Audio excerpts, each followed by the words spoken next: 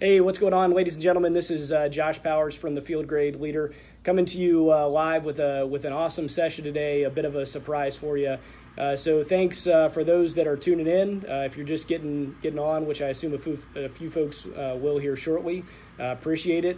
If you're watching this one taped, if you're watching this one a little bit later on, same to you. Thanks for watching. Thanks for tuning in. So this is graduation week. Graduation week focused on the folks that are getting ready to come out of various sources over on the institutional side, be it Fort Leavenworth with CGSOC, satellite courses, or wherever you are, whatever you're doing. So thus far in the week, we've had a couple of really good articles. We've had some strong content, and we're going to continue to do that throughout the week. But today I've got a special treat for you. Today I've got a special guest. So I'm going to swing the camera over this direction, and I'd like to say welcome to Major General Clark, the Commanding General of 25th ID, sir. Thanks for coming on today. Thanks Appreciate for having it. me. Awesome. Yes, sir. Thank you very much. So, sir, just to start off, just to ask you a couple questions about your thoughts on field grade leadership, leadership in general. But first of all, what's new in the 25th Infantry Division? Well, Josh, in line with graduation week, it's summer PCS season. So just on the front end of that, number of changes of command, and we're starting to receive quite a few new soldiers and some of the new field grade officers into the division. Yes, sir. Good times, good times. So let's talk a little bit, kind of jumping in about mentorship. I think it's an important topic, and one of the things that was unique for me coming into a battalion again as a Battalion S3 was the roles had changed. So for the first time in my career, I wasn't just being mentored like I had been by guys like you throughout my career, but I had lieutenants that were coming to me asking about mentorship, asking me to be the mentor in the role. So, sir, any thoughts on becoming a mentor? Sure. Mentorship is a voluntary relationship that's professional in nature between someone with more information and more experience and a person that has less.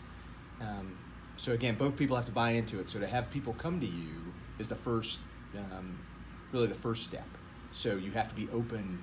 You have to be someone that folks can come to for assistance and guidance. So soldiers go where they can get help. So if you're coming into the S3's office, the XO's office as a young officer, lieutenant or captain, to receive that kind of mentorship, and that's a good thing. But if folks aren't coming to you, that's also an indicator. So you may want to make yourself a little bit more accessible and get outside your own door to go down and talk to folks. So as a battalion commander, it occurred to me that it was important to have really the field grade officers get out every day and get down to the line, talk to company commanders, talk to lieutenants, get a feel for what's going on in the battalion. Again, there's sensors for the battalion commander, but again, you're able to get to a spot where you can help problems not occur because you're ahead of things. So as a mentor, I think it's important that, for me anyway, that folks follow two rules. One is that you share widely whatever information you get. So, is that relationship, that mentor relationship, going to bear fruit? Hopefully it will, because people will share the information that you share with them. And then the second part is that they will continue to pull as they climb. So not only will they learn from you as a mentor, but they will become mentors and continue to mentor others. Yes, sir. And that's, it's interesting. You talked there at the beginning about being accessible and that accessibility as a leader.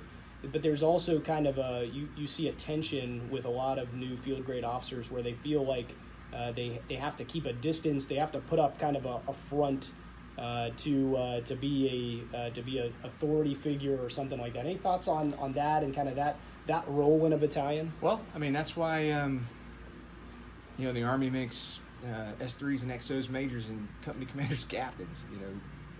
It's not lost on anybody that you're senior, but you don't need to have a facade of bona fides as a field grade officer. You've successfully commanded a company, battery, or troop, and you've got experience that young officer would need.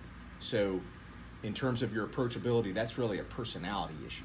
And leadership's about people, and it's a contact sport. So if you're able to get yourself out there or give folks access to you, then that's important. So putting up that front, putting up a facade, it keeps you from understanding what's going on in the organization and helping more people than you would otherwise. Yes, sir. And you make a point there that I think is essential, and that one that you forget at times working on a staff position.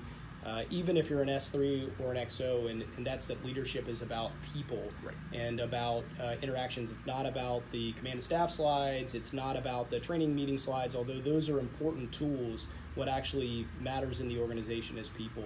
Right. So in your current position as a division commander, what are some of the methods or tools that you use to stay engaged with your people? I try to be everywhere. So, and then make the audio match the video. So something as simple as Monday morning command maintenance. We had a battle rhythm that didn't support commanders being out on the ground with soldiers during command maintenance periods. So we had a division cub, smack dab in the middle of command maintenance every Monday, 9 to 10:30. So, my first question was, why do we do that? And it's like, well, sir, that's your policy. Well, not anymore. So every Monday, I make sure to get out and spend time in the motor pools, spend time in the SSA, spend time, different places, just making sure I'm getting my hands on soldiers. Every Tuesday, we, Command Sergeant Major Hester and I, conduct the newcomers run with all the soldiers who are being assigned to the United States Army Hawaii. It's a little 4-mile run where we talk about the history of the division. We talk about how they're a part of something larger than self. We hit some of the key issues that the Army's got ongoing at the time, and we just welcome them to the organization the right way. Because if the leaders at the top are willing to take the time, effort, and energy to integrate folks into the organization the right way, then I think it helps them assimilate better to what we're trying to build as a culture of excellence across the division. And to that point, I even went out to Leavenworth during a TDY, stopped in and saw all the majors who were inbound to the division, just to make sure they understood that we're anxiously awaiting their return, and when they hit the ground running, we're with them. So it's a good deal. Yes, sir. Pretty awesome. So if you're just tuning in live, looks like we've got a pretty good number of people that are on now, or you're checking in later, you're watching this video taped. Thanks. Do us a favor, hit the thumbs up button. Just let us know that you're out there and help us get the word out on this one. Again, this is graduation week. I've got General Clark here with me, and we're just talking a couple things about his observations regarding organizational leaderships or leadership as a field grade officer. Appreciate you being here. So, sir, kind of continuing onto a thread on training, one of the things that I think has evolved a good bit in the past few years, kind of from where I was as a company grade officer, even as a field grade officer, it wasn't the same, is training management and readiness, kind of as to where it is now and where it's evolved to. Any thoughts on readiness or training management? It's a great question. It's one of the things we're focusing on here pretty heavily. We have built inside of our battle rhythm bespoke periods of time where the companies are to execute their company training meetings. From the company training meeting, training resource meeting, feeds into the battalion training meeting, battalion training resource meeting, so we can build predictability into the schedule. Because we have a culture that's evolved from the ARFORGEN model, where you tell me what to train, you tell me when to train, you tell me where to train, and I show up and someone in some cases would train me. So now we have an opportunity to really look at our mission essential tasks, to build a training glide path that gets us from where we're at to where we need to be. And we really started with company commanders building their training plan inside of the tasks that the battalion, brigade, and division need them to perform. So it's really, it's something that we're trying to institute, in a way that's helpful and beneficial to really battalions and companies. Because even when we decided to institute a battle rhythm that implemented the date time groups that those training meetings are supposed to occur, we waited 8 weeks to do it because we didn't want to violate the 8-week policy of having to build that training meeting and the training methodology using 8-step training models. So we went right back to FM 7.0 and pulled out good old Army doctrine and decided to build it to be what we want. Yes, sir. Awesome. That's good old Army doctrine. It may not be perfect, but there's a lot of good stuff in there. A lot of things that are useful when you're getting back and trying to figure it out. One of the things that I also saw and experienced, and I wonder if you have any thoughts on, is kind of that balance, especially as a battalion XO, especially when it came to stats of readiness stats or number of folks with a travel card versus those that don't, and kind of back and forth of all the nitnoid stats that we track in the Army. And kind of the difference between being the person who would rapidly react to gain stats versus the person that said, hey, that's not important. to, not as important. It's not amongst the priorities, and kind of it's that back and forth between being a yes man and just knocking things out, or focusing back on the priorities. Yeah. Any thoughts? Have you solved that one, sir, as a 2-star? Well, you have to be able to do all of it, right? So, you have to be able to build, trained and ready, lethal squads, platoons, companies, battalions, brigades. But you also have to be able to do the routine things routinely. So we've been really banging the drum in the 25th ID on just that. So for field grade officers, it's important because really where you make your money is building systems and processes inside of your organization that help to produce that information in a way that you're not playing whack-a-mole with. Today it's government travel cards. Tomorrow it's, MRC 3 and 4. The next day it's, you name it, deployability numbers. SGLI, SGLV, DD93s. So as long as you have systems inside the battalion that continue to update and focus on doing the routine things routinely, then it enables you it really frees you up to do the other things that are necessary, the important things, like building, lethal squads, platoons, companies and batteries of troops. So yeah, that's one of the things that we're stressing now. And to that point, we're running a senior leader orientation course for all the majors and master sergeants that are coming into the division to help them understand, one, how we currently do business, and two, to understand that there's some things that you have to do routinely in order to get at some of the requirements of the Army. Absolutely, sir. And that's I hit pretty much all the time, and I'm just going to steal 2 of your quotes that you just used there. Sure. Routine things routinely, and systems and processes, and that is field grade business. That is where the S3, the XO, the brigade staff officer, the division staff officer, that's what we're getting paid for, is to look through and not just look at the symptoms that something is wrong, but to look past the symptoms to the system, and then work on the process that you just described. Sure. Yes, sir. Sir, so this is a tough one. This is one that we've been tackling with some challenges in the Army for a few years. But how about kind of the flip side of readiness, the times when you're not ready, when you've trained but you have not reached a training objective, and kind of the hesitance of leaders to say, hey, we haven't met the standard, we need more training, right. Whatever, that kind of speaking truth to power, and not being worried about consequences when you're right. when you're learning. Any thoughts there, sir? Yeah, it's really your responsibility to be a person of character and to speak up when things aren't right. For majors, for field grades in a battalion, it's very important, because that time you spend with your boss, the battalion commander, or then the brigade commander, especially behind closed doors, to make sure that he or she understands that they ain't wearing any pants today.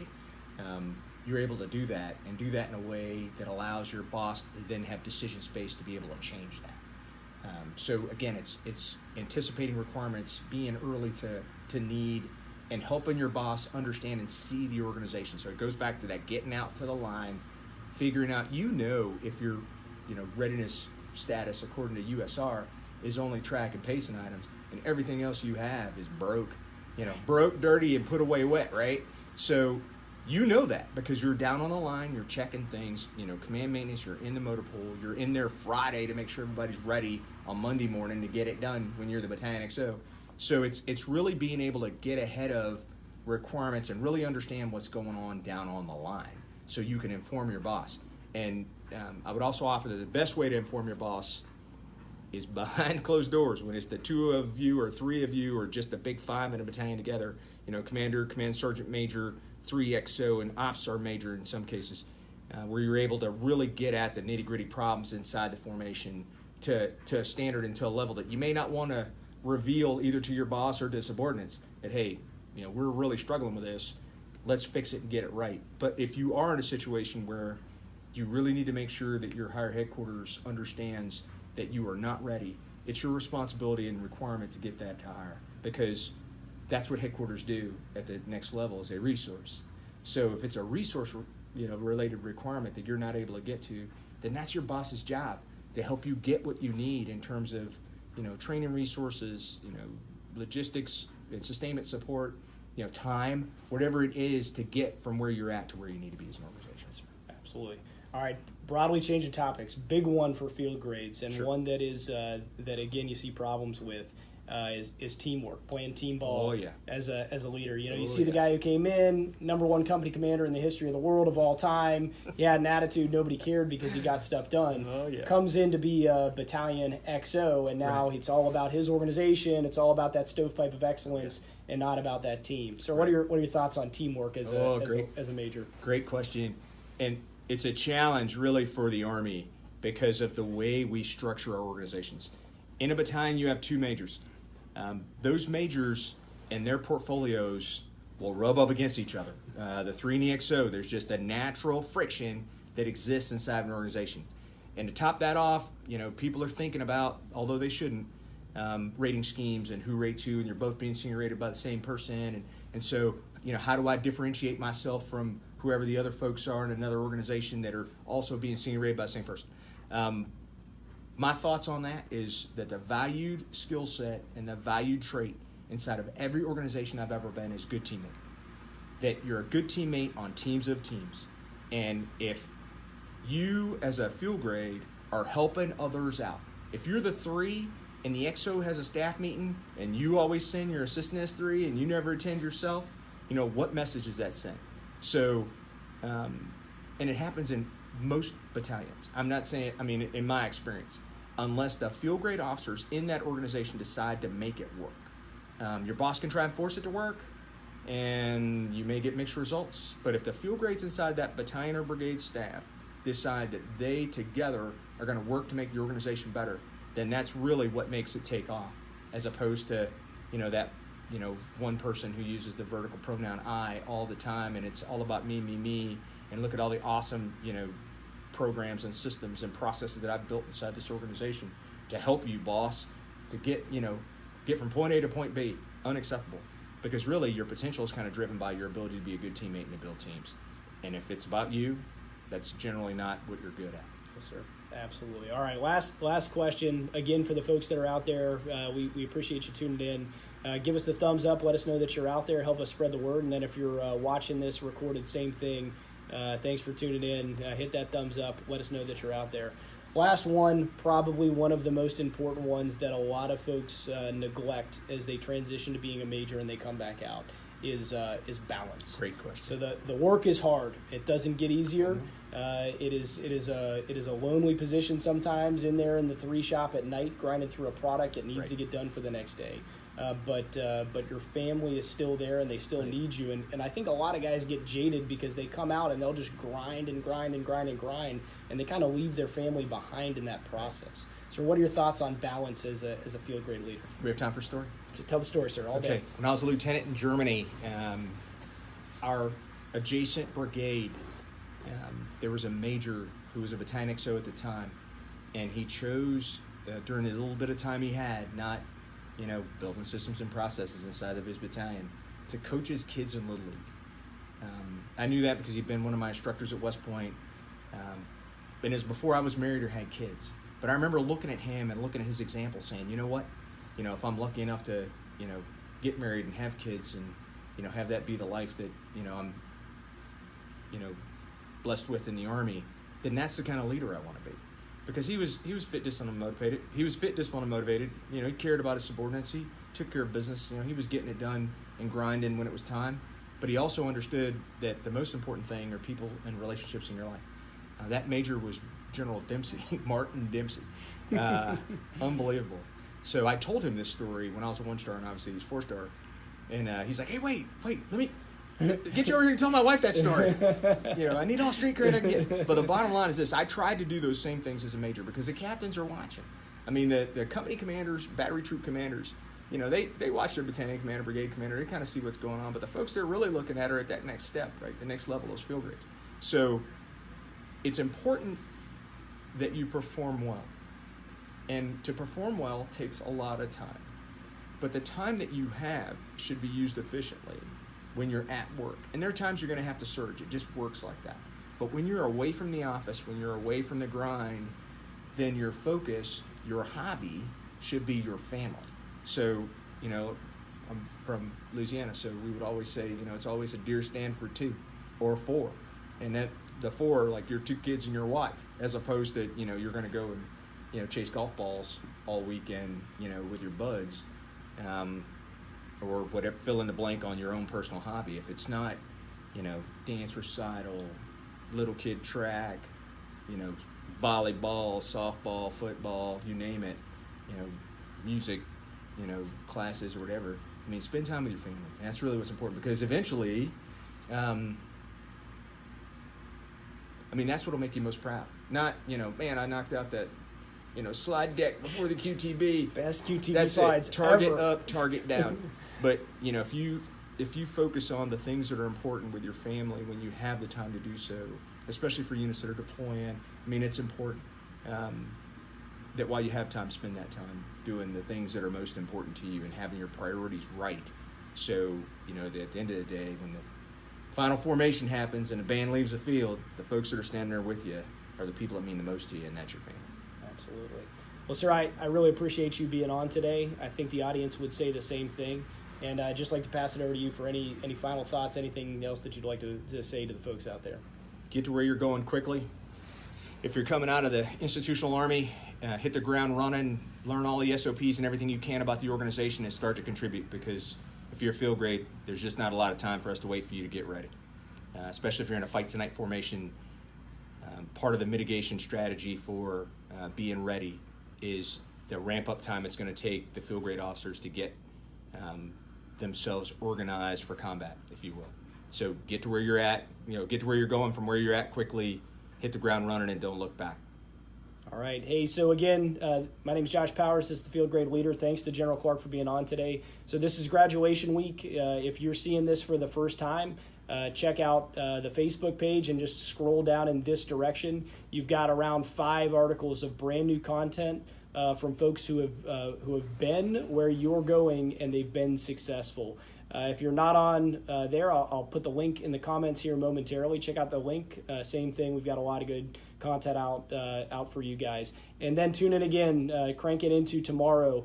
Some more very, very successful leaders coming your way. We've got Teddy Kleisner. We've got General Kaufman. We've got Steve Leonard coming in. So